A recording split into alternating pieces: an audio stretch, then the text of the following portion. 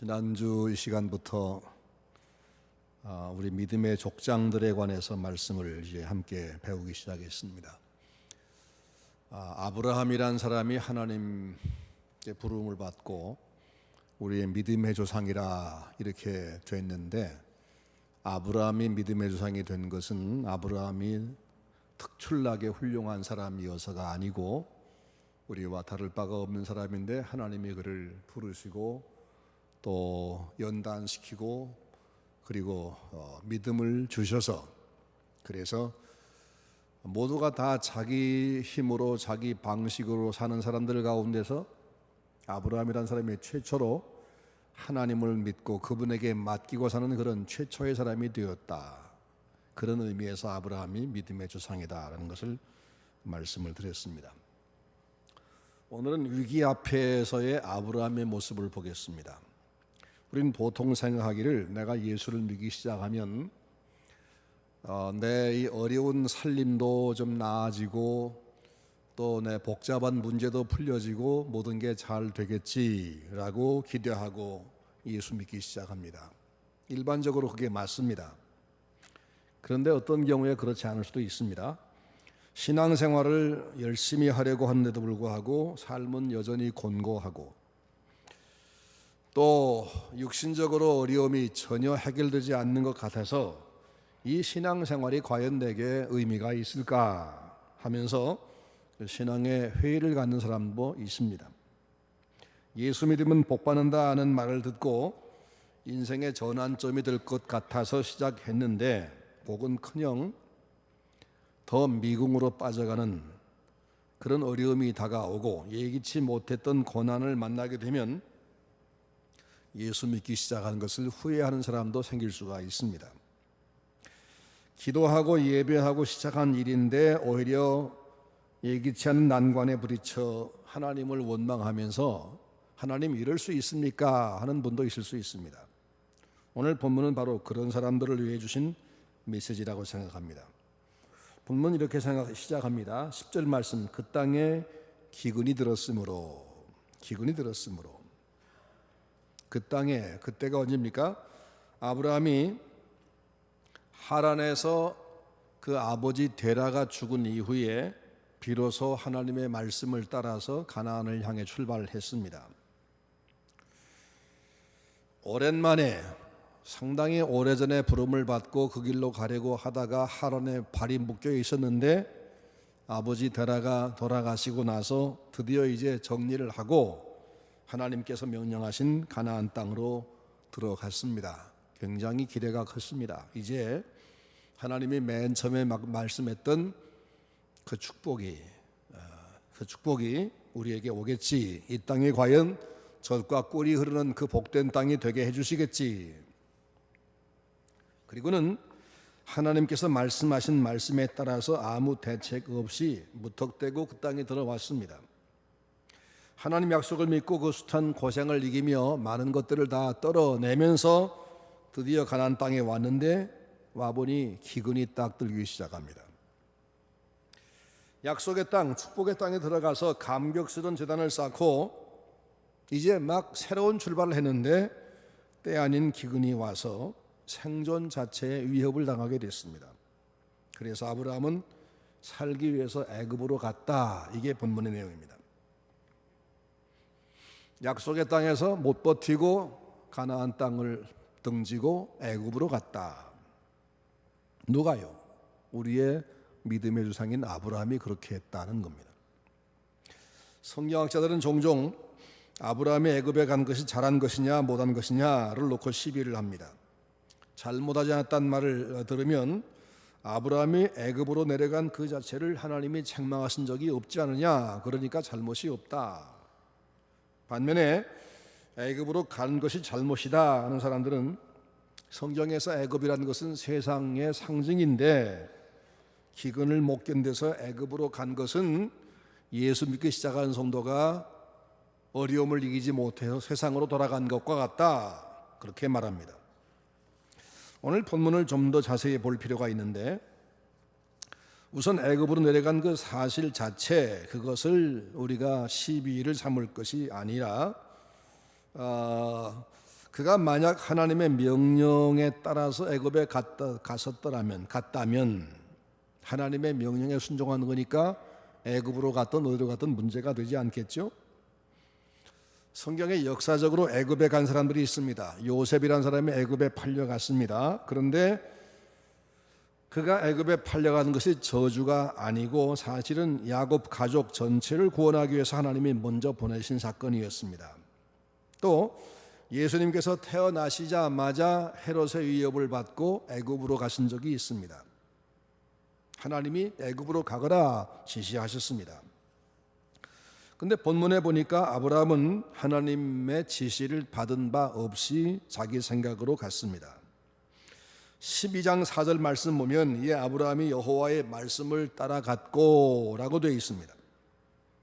그가 이 가나안 땅으로 온 것은 하나님의 말씀 때문에 온 것이 맞습니다. 그리고 7절 말씀 보면 아브라함이 그 가나안 땅에 왔을 때 하나님께서 말씀하시기를 내가 이 땅을 내 자손에게 주겠다 말씀했습니다. 그러니까 아브라함 마땅히 거기서 이제 그 땅을 개척해야 옳습니다. 아무리 어려워도 거기에 버텨야 됩니다. 그런데 10절 말씀 보니까 그가 애굽으로 갔는데 그 기록의 앞뒤 어디를 봐도 하나님의 말씀을 따라갔고 이런 말씀이 없습니다. 그러니까 자기 생각으로 갔다는 얘기죠. 그는 가나안에 와서 처음으로 고난을 당하자마자 보따리를 쌓아들고 먹고 살기 위해서 애굽으로 가버립니다. 이것은 말씀에 따른 행동이 아니라 본능에 따른 행동입니다. 아브라함 약속의 땅에서 기근을 만나자마자 견디려고 애쓴 것이 아니라 쉬운 쪽으로 얼른 가버리고 맙니다. 이어지는 이야기를 읽어보면 그는 그 도피한 생활 속에서 성공하지 못합니다. 인간의 도피가 우리의 문제를 해결할 수 없다는 것을 보여줍니다.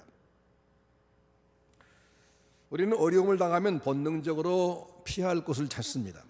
내가 좀 편할 곳이 없을까? 보다 쉬운 일은 없을까? 본능적으로 탈출구를 찾습니다. 그것이 우리의 보편적인 모습인데 아브라함도 역시 그랬다. 그러니까 여기서 우리가 뭘 보느냐면 아브라함도 우리와 똑같았었다 그런 얘기입니다. 근데 이제 애굽에 가까워 가자 또 하나의 문제가 닥쳐옵니다. 아브라함의 아내 사라, 그 당시는 사레지요. 사라가 아니라 사레, 아주 미모 여인이었던 것 같습니다. 그래서 애굽에 내려가면서 이 아브라함에게 고민이 생깁니다. 가만히 생각해 보니까 우리 아내가 너무 예뻐서 이 예쁜 것은 애굽 사람도 다 알 것이고 그러면 내게서 이 아내를 뺏어가고 남편이 나를 죽일 거다. 그러니까 꾀를 내자. 어떻게 꾀를 내냐면 내 아내를 내 누이 동생이라 그러자. 그러면 오빠인 나를 아마 대우해 줄 거다. 어떻게든지 내 동생을 제 아내 삼으려고 처남되는 나에게 와서 알짱거리지 않겠느냐. 그러니까 내가 덕볼 거다. 이런 생각을 한 겁니다. 어려움이 생길 때 아브라함은 내가 무엇을 이 어려움 속에서 해야 되고 어떻게 이것을 극복할 것인가, 하나님 앞에 이걸 어떻게 내가 아뢰야 할 것인가 하는 것이 아니라 얼른 도망치려고 하고 도망치다 보니까 또 문제가 생기니까 인간적인 꾀를 가지고 문제를 대처하고 이런 모습이 보이는 겁니다.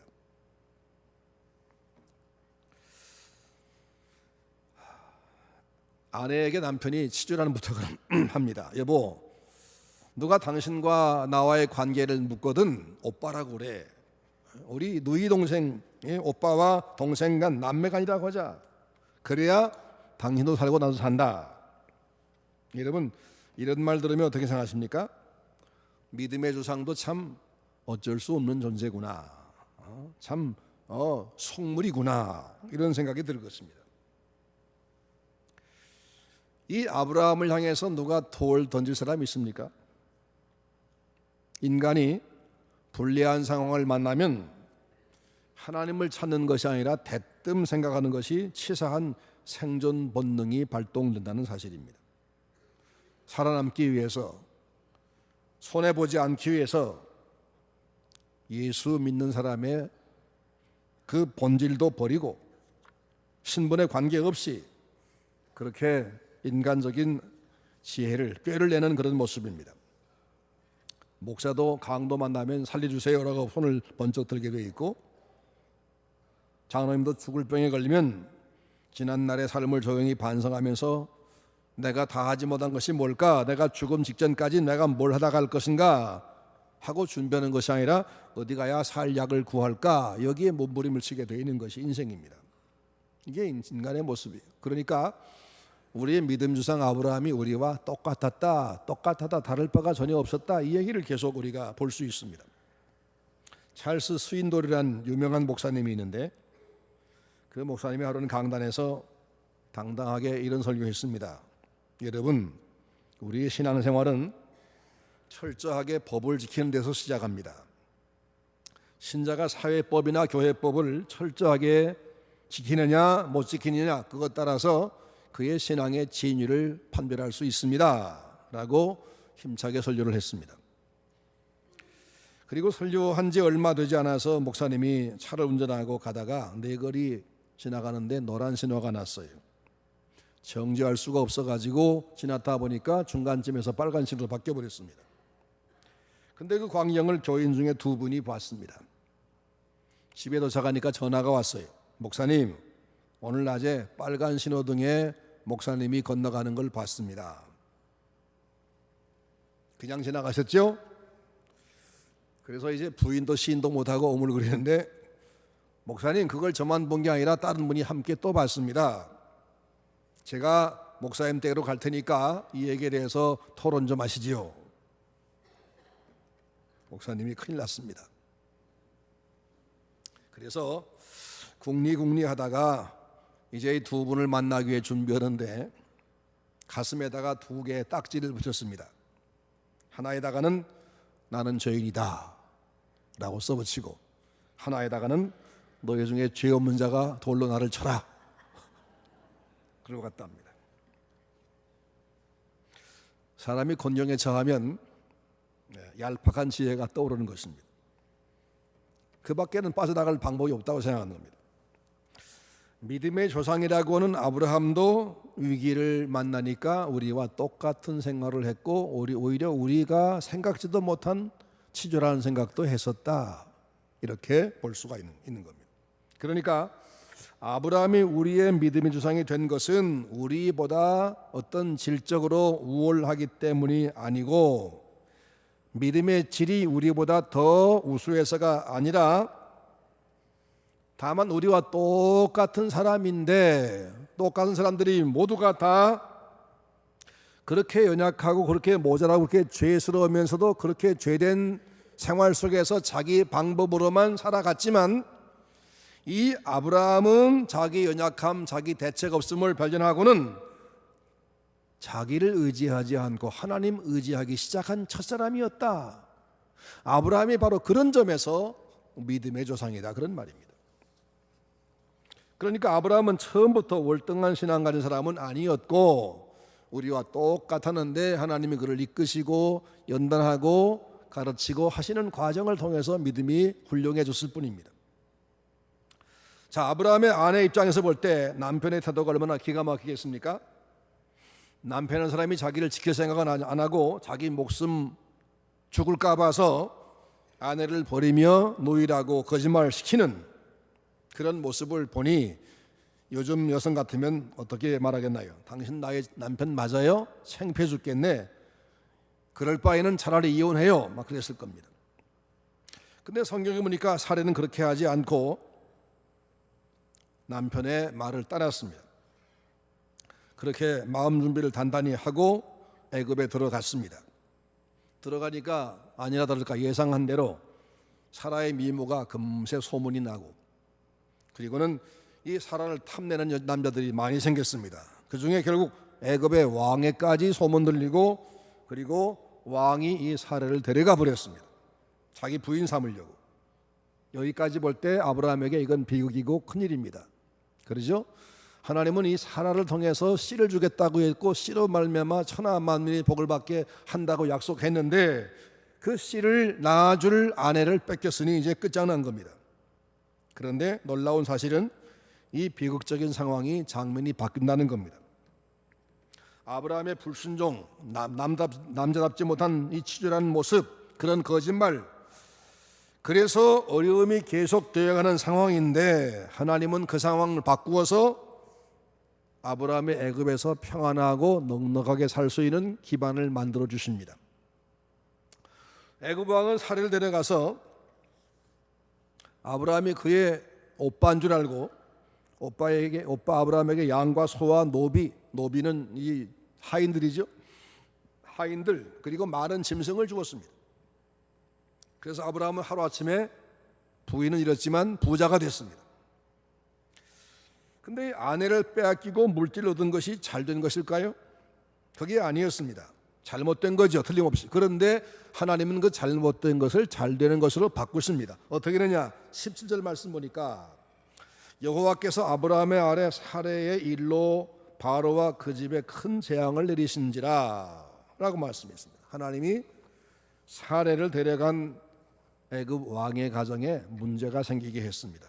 어떤 일인지는 모르지만 왕궁이 발칵 뒤집히는 큰 어려움을 만납니다. 바로가 이 일이 무엇 때문이냐, 갑자기 왜 우리에게 이런 어려움이 생기냐 알아보니까 남편 있는 남의 아내를 데려온 이유라는 것 알았습니다. 그래서 바로가 아브라함을 불러 책망을 하고 사례를 돌려줍니다. 뿐만 아니라 이미 주었던 재물들을 다 가지게 했습니다. 그리고 그를 보호해 주었습니다. 생각 바뀌죠? 그게 우리 같으면 그 일이 드러났으면 아브라함은 주었던 걸 다 받았던 걸 뺏겨야 맞고 곤장을 많이 맞았어야 맞습니다. 근데 하나님께서 그 상황을 역전시켜 주셨습니다. 하나님이 하신 일입니다. 만약 이 상황에서 내가 하나님이면 누구한테 회초리시겠습니까? 애굽 왕한테 혼을 내겠습니까? 잘못한 아브라함한테 혼을 내겠습니까? 그런데 회초리가 아브라함에게 떨어진 것이 아니라 바로에게 떨어졌습니다. 이 여자를 데려오자마자 아마 왕 바로가 죽도록 앓게 됐을 겁니다. 그래서 사례를 건드려 보지도 못하고 혼쭐 나서 이 이유가 뭐냐 알아보니까 남의 아내다. 이래서 지금 이제 그냥 돌려줘야 되고 그 다음 재산도 그냥 줘야 되고 이렇게 아니면 안 될 만큼 하나님에게 몰렸겠지요. 하나님은 팔이 안으로 굽으시는 분입니다. 아브라함이 아브라함 된 것은 순전히 이렇게 편드시고 인도하시는 하나님 때문에 된 겁니다. 우리도 역시 그 하나님 때문에 지금 살아있고 하나님을 믿는 신자라는 명분을 가지고 있고 천국의 소망 가지고 있는 거지, 이 하나님의 은혜가 아니면 우리도 벌써 넘어졌습니다. 자, 그러면 이 아브라함의 잘못을 다스리는 하나님의 방법을 한번 보겠습니다. 하나님, 아니 잘못은 아브라함이 했는데 왜 애굽 왕을 혼내셨습니까? 누가 봐도 아브라함은 여러 번 잘못했는데 하나님은 왜 그 아브라함에게 혼쭐 내지 아니하고 잘못한 적이 없는 애굽 왕을 혼내시고 그렇게 하셨습니까? 결과가 아무리 좋게 나왔을지라도 그가 말씀을 버리고 애굽으로 간 것이나 그 다음에 아내를 뺏길까 봐서 남편의 의무를 포기한 것이나 거짓말한 것은 다 잘못입니다.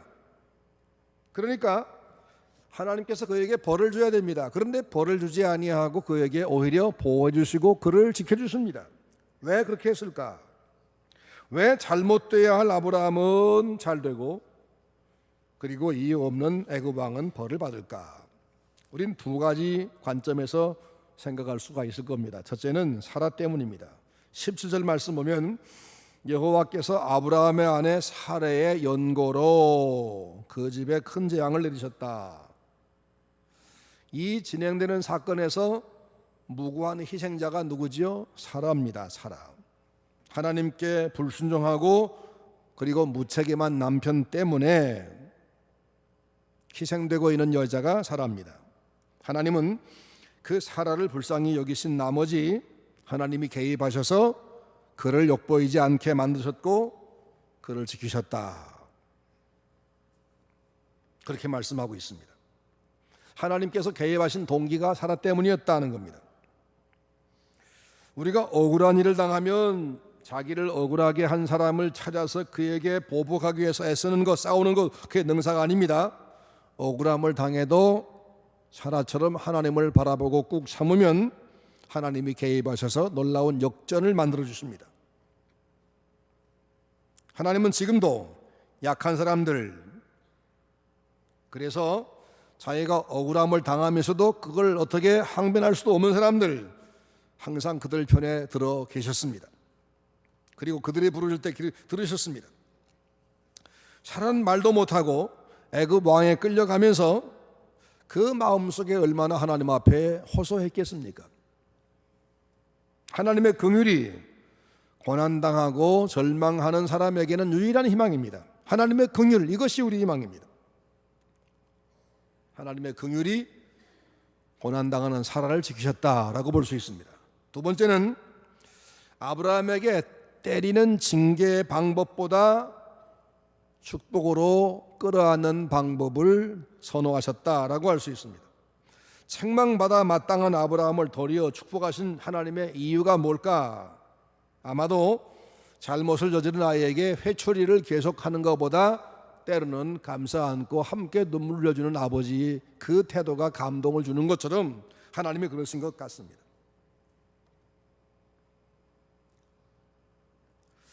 그걸 어떻게 알 수 있느냐? 그는 이번 일로 인해서 매를 맞은 것 이상으로 변합니다. 13장 4절 말씀 보면 아브라함의 흉년이 지난 후에 다시 가나안으로 들어오는데 그가 돌아와서 맨 처음 한 것이 뭐냐면 그가 처음으로 단을 쌓은 곳이라 그가 거기서 여호와 이름을 불렀더라 라고 말씀하는데, 돌아와서 그는 하나님 앞에 좀 더 진지한 제단을 쌓았다는 걸 말씀해 주고 있습니다. 불순종의 세월에서는 그는 예배하지 못했습니다.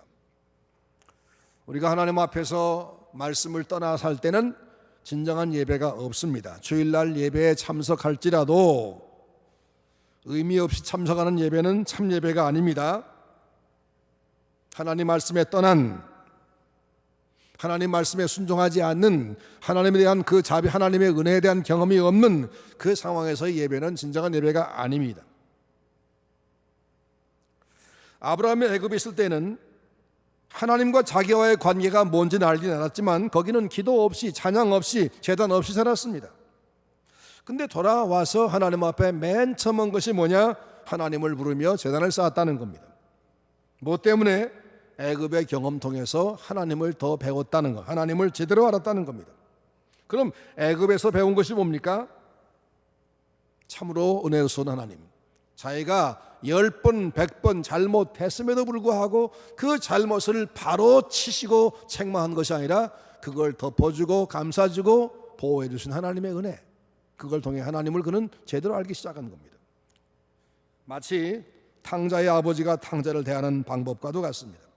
누가복음 나오는 그 탕자의 비유는 실제로 일어난 사건이 아닙니다. 예수님이 비유로 일러준 하나의, 예수님이 지어내신 얘기입니다. 근데 그 얘기는 그냥 가설이 아니고 하나님이 우리 인간을 어떻게 다루시는가, 이걸 일부러 우리에게 알려주신 얘기입니다. 재산을 다 날리고 병든 몸을 가지고 초췌하게 되어 돌아온 아들을 아버지가 어떻게 했습니까? 내 이놈, 세상에 내가 어떻게 힘들게 모은 재산인데 네가 그렇게 하루아침에 날려먹느냐, 너 언제 사람 될 거냐 라고 그 둘째를 책망한 것이 아닙니다. 고개를 못 들고 오는 그 아들을 아버지는 쫓아나가서, 달려나가서 맞이하는데 목을 안고 웁니다. 한마디 책망이 없습니다. 울던 아들이 아버지에게 말합니다. 저는 아버지 아들 될 자격이 없습니다. 저를 품꾼의 하나로 써주세요. 하지만 아버지는 아무 말도 없이 그에게 제일 좋은 옷을 내다가 입히고 신발을 신기고 손에 가락지를 끼우고 살진소를 잡아 먹이면서 너는 내가 잃었다가 얻은 아들이다, 내가 죽었다 산 거나 마찬가지다 하고는 책망 한마디 하지 않고 그를 끌어안았습니다.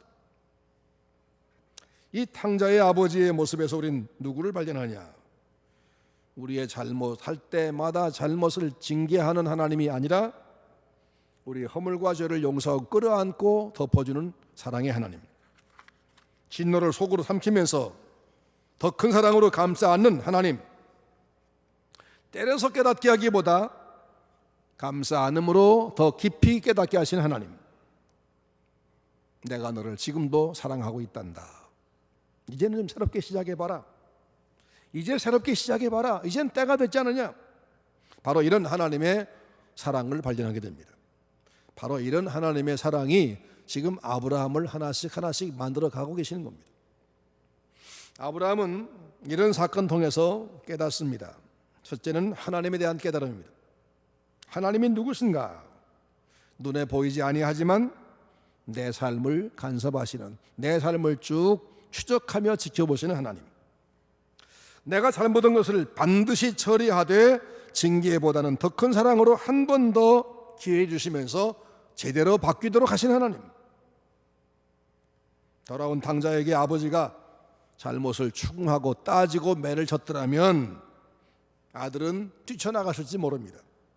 그런데 조건 없이 눈물로 용서로 맞아주는 아버지, 그 아버지에게 아들은 참으로 감동하고 완전히 바뀌었을 겁니다. 아버지 감사합니다.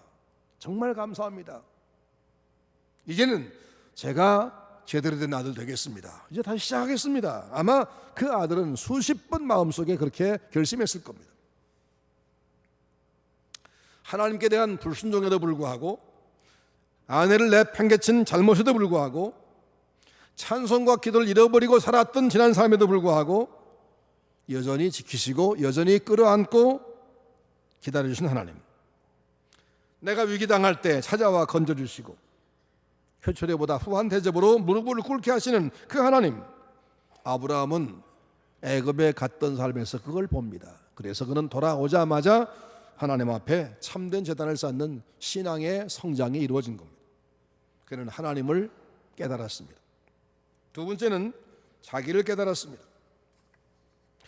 아브라함은 애굽에 내려가는 그 사건 통해서 자기가 어떤 존재인가를 알게 됩니다.